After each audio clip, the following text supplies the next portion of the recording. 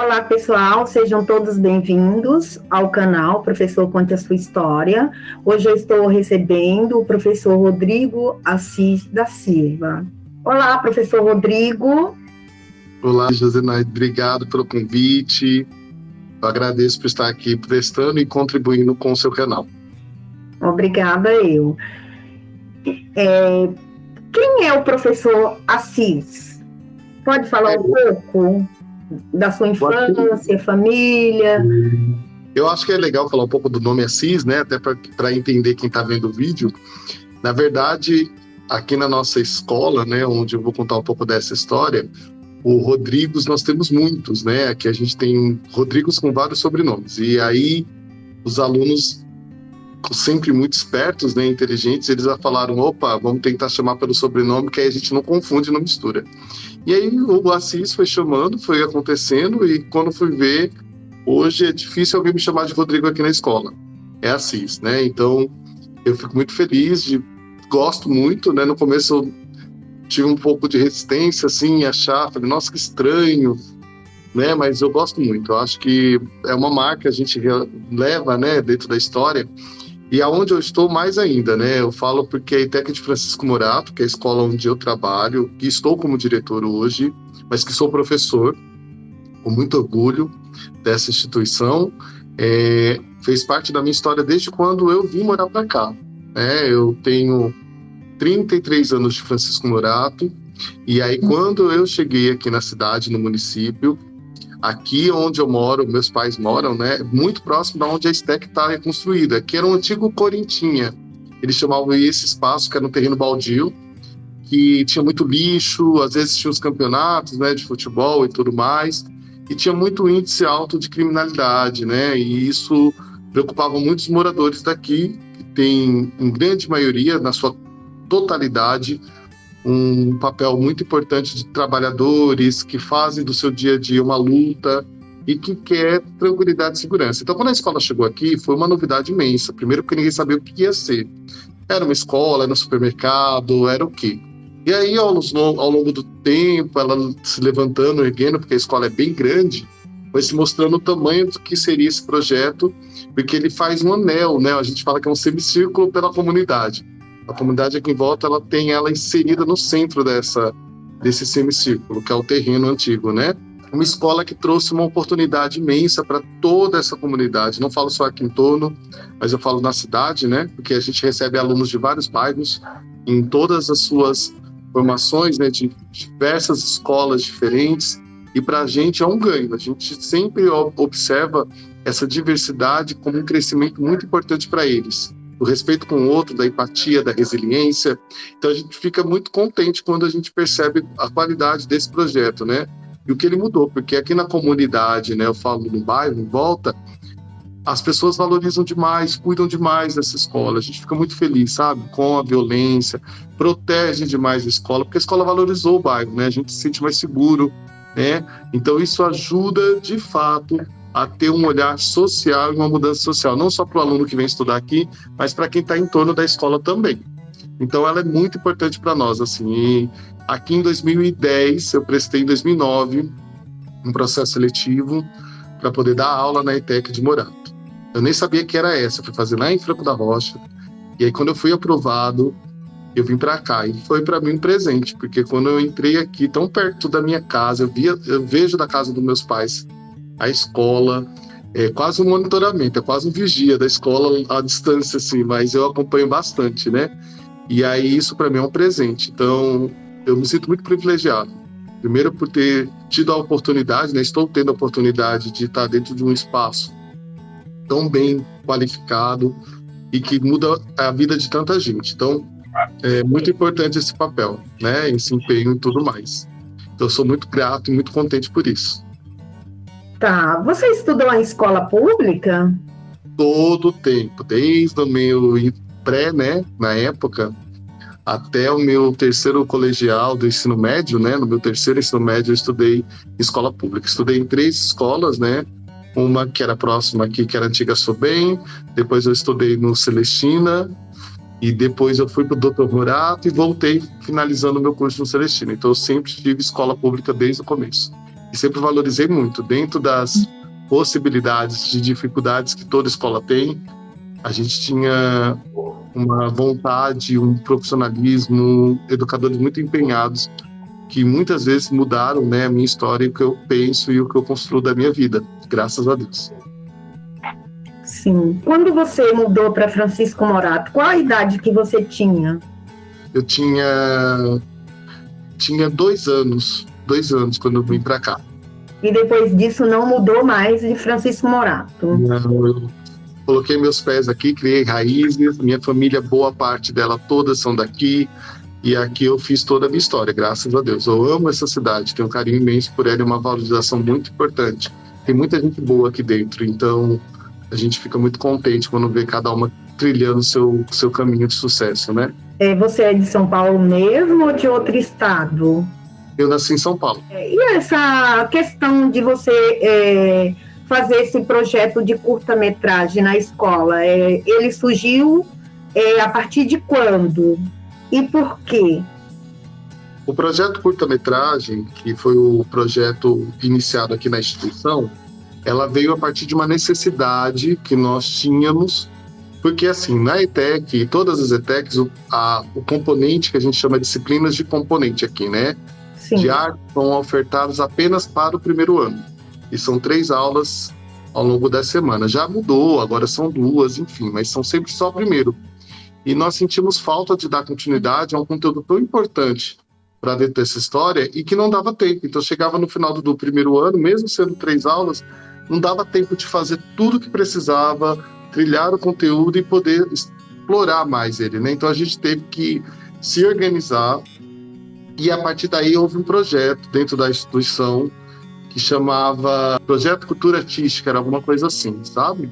E foi dentro desse projeto que eu consegui dar continuidade ao meu trabalho no segundo ano do ensino médio. E aí, a partir desse momento, no segundo ano do ensino médio, a gente lançou o primeiro curta-metragem. Tinha uma quantidade X de regras, a gente tinha que lidar com elas e, a partir daí, fazer as produções.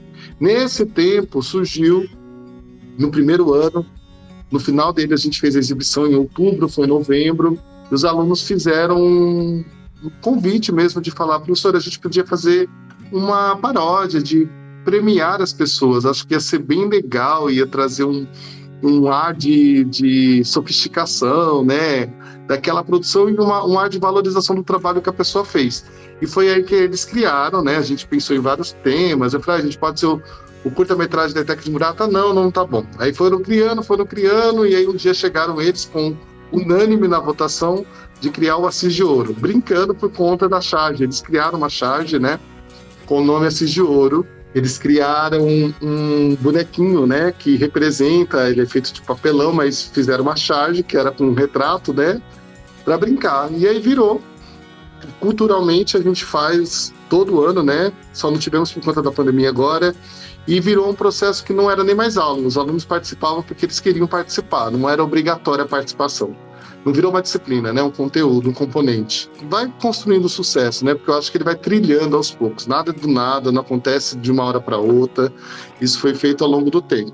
E nos deixa muito feliz, porque aí cada um foi produzindo, a gente foi aprimorando, foi juntando outros componentes para que fizesse essa interdisciplinaridade dentro dos conteúdos da exibição. E aí isso foi de forma muito gratificante acontecendo para dentro do processo do Assis de Ouro do curta-metragem na escola. Já houve parceria com outras instituições ou até mesmo com a diretoria de ensino para que esse projeto fosse ampliado para outras escolas?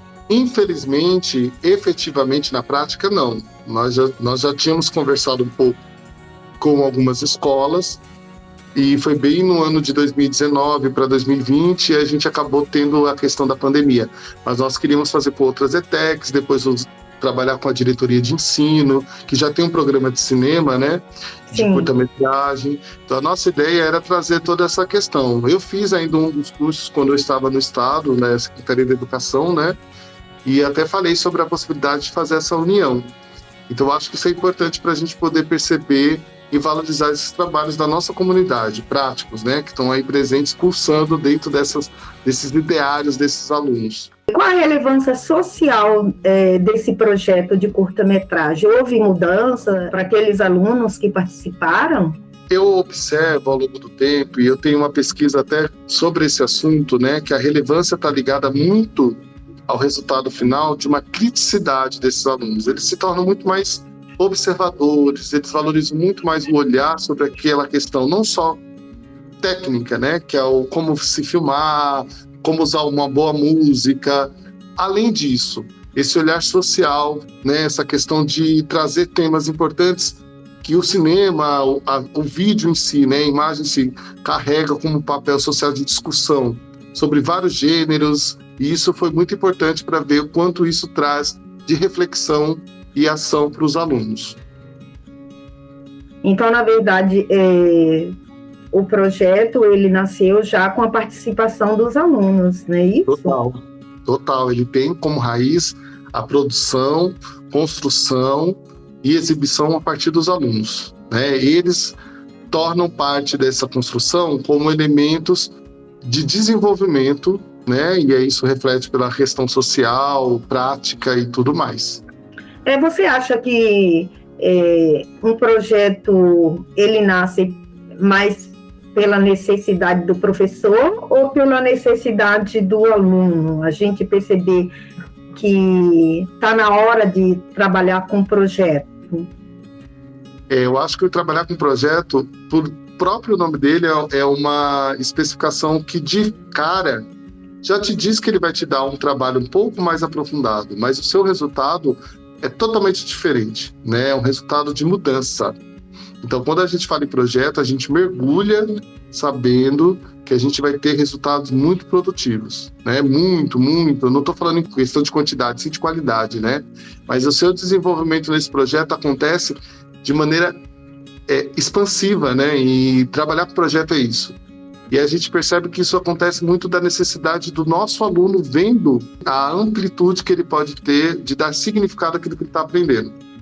E aí é muito do que a gente tem, né? Então, é o que a escola oferece. A gente sabe que muitas vezes, em muitos lugares, a estrutura não condiz e não ajuda a desenvolver projetos que sejam grandiosos no sentido prático, né, do material, eu tenho essa produção, mas ele é importante para a nossa produção daquilo que nós temos no nosso meio, e o nosso maior desenvolvedor disso tudo é o aluno, né, porque aí não tem barreiras, né, a partir do momento que ele se interessou, tornou significativo para ele, ele vai se aprofundar dentro daquele projeto e vai transformar ele dentro dessa construção.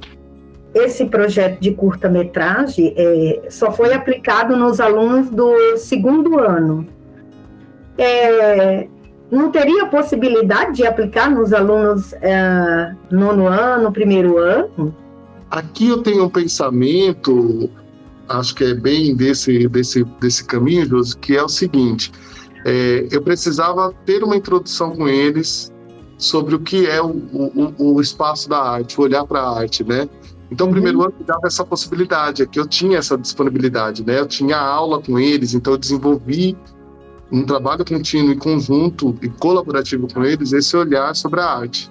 Depois, com o tempo, o segundo ano, eles traziam aquele olhar que foram desenvolvidos para uma prática mais aprofundada. Mas isso não impede que não aconteça em nono ano, em outras séries, né? Eu acho que ele pode acontecer em todas as séries. O que é importante, eu acho que esse é o papel que ajuda o projeto a se desenvolver, é que o aluno ele precisa ser preparado, né? Eu não consigo chegar para ele e falar, olha aí, gente, vamos fazer um curta-metragem, toma, é seu. Se eu não der subsídios para que ele ali aprimore o olhar, o pensamento, né, e o fazer, não vai adiantar, porque aí ele deixa de se interessar, porque isso ele vai sendo feito ao longo do processo. Verdade. Então cabe para todos. Eu acredito que vai ser diferentes os seus cenários, né? Então o cenário do nono ano vai ser diferente do cenário do sexto ano, que é diferente do cenário de talvez um terceiro ano, que poderia produzir também. São cenários diferentes de acordo com esses avanços que cada etapa, né, ela acontece. Tá. Há professores que não gostam de trabalhar com projetos. tem a ideia que para alcançar os resultados é muito demorado. O que você pode falar para esses professores que pensam assim? Eu falo que é um desafio, tá? É uma proposta que nos desafia muito a nos conhecer.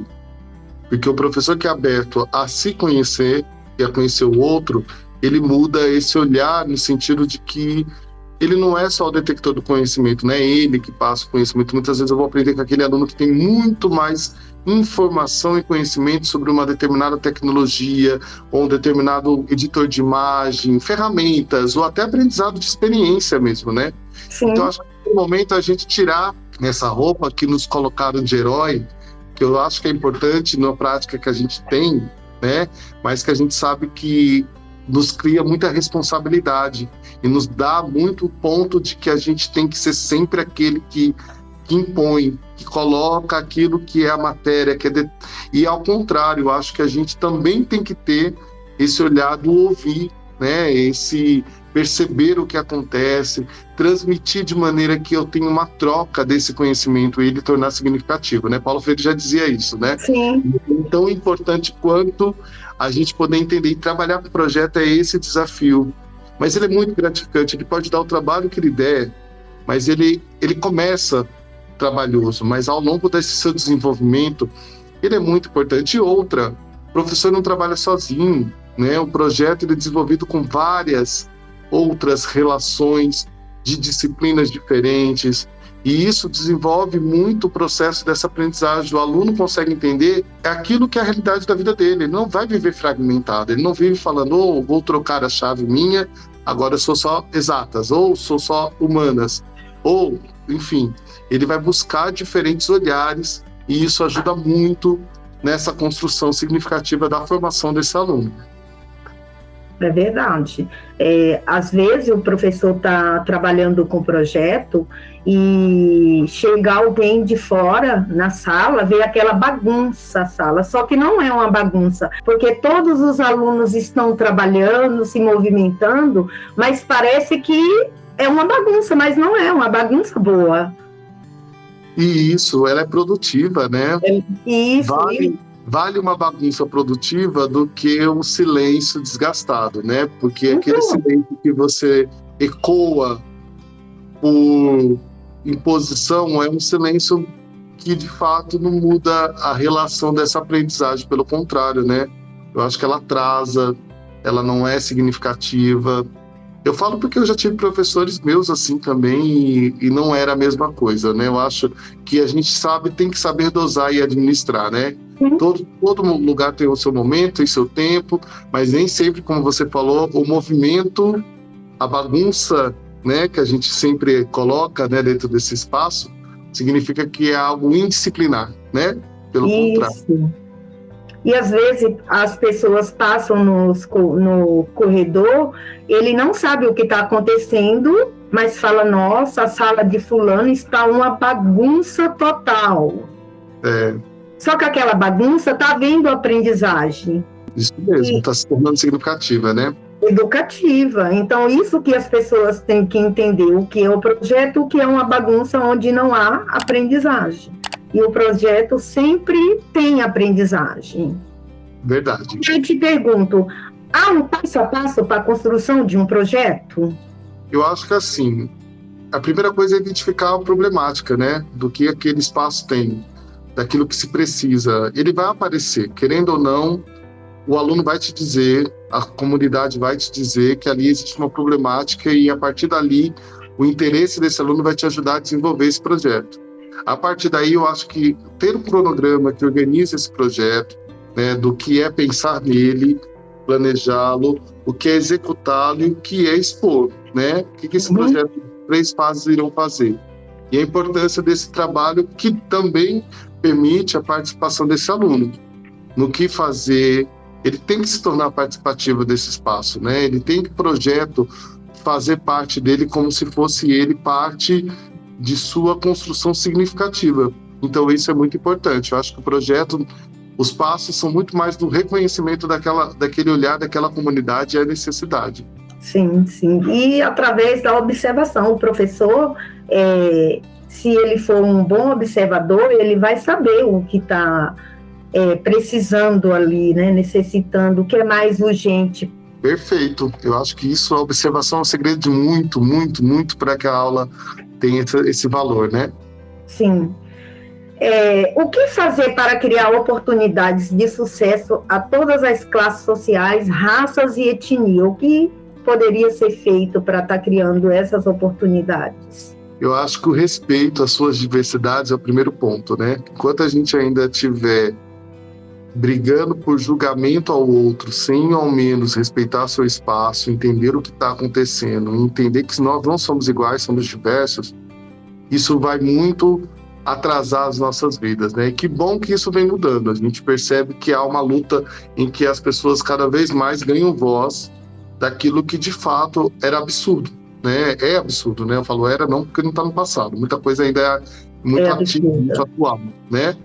Mas eu acho que isso é parte para a gente entender que a gente está dentro dessa diversidade. Então, quando a gente entender que isso é passo para que o projeto e o trabalho aconteça, as coisas mudam, porque eu aprendo a ouvir o outro, eu aprendo a respeitar a opinião do outro, e a partir daí os projetos se constroem. Porque se eu achar que só eu sou o detector desse projeto e só eu sei o que ele é bom, o que é ruim, eu acabo desestimulando a participação dos demais. E aí isso não agrega, não traz a oportunidade para todos. E para trazer oportunidade para todos, né, dentro desse processo, é cada vez mais saber o quanto a gente necessita do respeito, tá? Da resiliência, da empatia com o próximo. São segredos, são 3 misturas aí que se dão muito bem para uma realidade tão próxima e tão necessária para que a gente possa viver. De fato, eu acho que as pessoas hoje, elas falam muito na empatia, mas às vezes não sabem nem o significado, porque as próprias pessoas que falam da empatia, elas fazem ao contrário. O julgamento, né? Ela Sim. Tá lá na rede social julgando o colega, é bem isso mesmo. É uma lição, né? Eu acho que isso também não nasce da noite pro dia, mas é um exercício que você vai fazendo para que ao longo do tempo isso seja trabalhado. A gente tem muito vícios, né? Acho que por construção cultural, enraizado em todos os segmentos, e quando a gente se dá ao olhar de falar, olha, eu estou aqui desprendido de qualquer coisa para aprender com você, né? Para entender como é esse processo. Acho que isso aí muda muito, ajuda muito, e deixa de ser uma coisa superficial ou mentirosa, né? Que de ser e na prática não é. Isso. E aos poucos isso vai mudando, né? Vai mudar. Eu acho que esse é o processo, né? A gente processo. Aos poucos. O que você acha que deveria mudar na educação para, de fato, a gente ter uma educação de qualidade? Eu acho que a gente precisa trazer aquilo que hoje se tornou tão necessário, mas que sempre foi e que nunca foi olhado, porque são os nossos governantes, né? Olhar para a educação como valorização. Hoje a gente vê um cenário em que se luta e se questiona sobre o retorno do aluno e essa segurança, e tudo que a gente pode entender que é prioridade para esse movimento nosso de um pós-Covid ou um Covid, porque a gente ainda está em pandemia, né? Estamos. E aí a gente percebe que hoje existe um olhar que parece que há muitos anos nunca teve, né? E hoje se olha muito para a educação como se fosse aquela prioridade que nunca teve. Então, quanto não se tratar a educação prioridade, nunca vai mudar, né? Eu acho que todo docente que chega com vontade, empolgado, está começando a sua carreira, né? Sim. E parece que é meio que endosado a tomar doses homeopáticas de desânimo mesmo, né? Algumas vezes a gente é colocado ali, isso não vai mudar nunca. Aí depois você fala, nossa, mas eu não entendo aquela pessoa que falava isso. Aí passa um tempo e você fala, talvez seja porque ela lutou tanto e ela teve tanta porrada, assim, no modo de dizer, né? Da figurativo, mas que fez ela sofrer bastante, entender que toda a luta dela é muito difícil, né? A educação, para ela mudar, ela precisa ter investimento, né? Eu não estou só falando investimento financeiro, que é necessário, não é? A gente já parou e cansou de viver no ideário, né? Em que o professor tem que tirar do seu bolso para poder fazer as coisas, que já não ganha bem, né? Sim. E aí todo o auê para poder trazer da sua aula qualidade. Isso é obrigação do Estado, ele tem que trazer, ele tem que fazer, né? E é isso que a gente precisa. Eu falo para você, eu sou privilegiado porque eu estou numa escola que tem uma estrutura para isso, né? Uma escola técnica. Normalmente ela tem laboratórios completos, com computadores, porque ela oferta curso na área, com ótima qualidade, uma estrutura muito bem representada. E eu tenho problemas acontecendo sempre, né? Eu imagino em outros lugares que não tem isso. Qual é a realidade? Então a realidade é esse investimento, porque a partir do investimento e valorização tanto dos professores e aí do espaço escolar, assim a gente pode pensar em outras problemáticas que elas poderão aparecer. Mas aí eu tenho essa, que é uma das principais. Enquanto isso não mudar, a gente vai viver naquele campo de talvez, quem sabe um dia, né, a gente consiga, quem sabe isso não seja importante para nossas vidas, ou quem sabe um dia a gente muda, ou quem sabe empurra muitas coisas para frente e deixa a educação cada vez mais atrasada no país, infelizmente. Agora você tocou num ponto assim, de falar que no momento a educação ela passou a ser prioridade.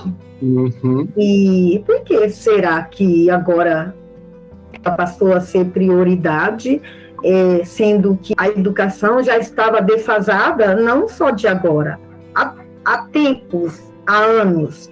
E agora o que a gente mais escuta é falar que houve uma defasagem muito grande, só que essa defasagem ela já existia, não só de agora, há tempos. Às vezes, esses comentários, eles partem de pessoas que não estão no chão da escola. Isso. E parece que estava tudo bem com a educação mudou de 2020 para cá. O que você fala sobre isso? Nos chamar a atenção do cuidado que a gente tem dessa culpabilidade. Eu falo culpabilidade porque eu penso que parece que agora é assim, eu tenho que culpar alguma coisa para justificar tudo que eu não fiz, né? E aí eu tenho uma série de fatores que vão além disso. Isso é muito preocupante. Porque a gente que está no chão, que nem você falou, no chão de escola, no dia a dia, a gente sabe que isso tem muito tempo, né? Tem muitos anos. Isso é de século, não é de agora. Então as questões têm que ser mudadas para já, e não por causa de uma pandemia, né? Ela tem que ser mudada agora. Se hoje você fosse escolher uma profissão, você escolheria novamente ser professor? Com certeza escolheria. Eu com certeza escolheria. É minha paixão, assim, eu não sei fazer outra coisa. Eu gosto de trazer essa ideia do aprender, do ensinar, porque eu nunca falo que eu estou ensinando só. Eu estou aprendendo muito também. Então, isso, para mim, é fundamental. E essa energia do jovem, né? Eu acho que isso carrega muita coisa boa, transmite muita coisa importante. Então, para mim, eu não teria outra profissão. Eu até falo, no tempo da faculdade, eu mudei o curso no primeiro semestre, nos 2 primeiros meses, porque eu ganhei uma bolsa pelo ProUni de 100% para fazer desenho industrial, que é design gráfico, design de interiores, né? E aí eu gostava do curso, era muito bom, mas eu, nos intervalos, ia sempre ficar de olho nas aulas de artes visuais, que era a minha ideia, né? Uhum. E aí, uma hora eu falei, não, vou mudar, e eu assinei um protocolo, um documento dizendo que eu me responsabilizava e tudo mais. E a partir daí, foi a melhor opção, não me arrependo nunca. Era o que eu queria. Eu me descobri lá e estou muito contente por tudo que eu venho conseguindo alcançar ao longo desse percurso da minha história. Graças a Deus, sou muito contente mesmo. Fez alguma coisa para você que você gostaria de falar antes que eu faça a última pergunta? Que você gostaria de falar que não foi falado ainda? Eu acredito que eu amplifiquei muito essa situação do que eu acredito que a educação a educação é prioridade, ela é passo certo para a mudança, não podemos deixar que isso se torne um adesivo, um discurso político, né? Isso tem que ser muito cuidado, muito salientado, porque educação é tão séria quanto qualquer outra área que a gente sabe, como a área da saúde, da segurança. A educação, ela precisa, ela muda, ela transforma. Então, quando eu estou aqui na escola, eu vejo aquele aluno que entrou no primeiro, ele sai no terceiro sendo outra pessoa. Aí você fala, nossa, como foi importante acompanhar esse aluno. Talvez ele não tenha a grandeza de entender o quanto a gente se sente tão feliz de ver a mudança social causada nesse aluno, né? E isso, para mim, é importantíssimo. E os projetos, eu acho que eles vão sendo acompanhados dentro desse roteiro que vem sendo mostrado da necessidade do aluno, né? Sim. Qual a mensagem de incentivo que você pode deixar para os professores? Josi, eu falo que a luta não é fácil, né? A gente sabe que cada dia é um dia para se viver e buscar sempre o melhor. Eu sei que nós temos profissionais muito bons aí, excelentes, e que estão aí batalhando para trazer oportunidade para esses alunos, que é como se fossem filhos, né? E trazem a mudança para esses alunos. Então não desistam, né? Lutem.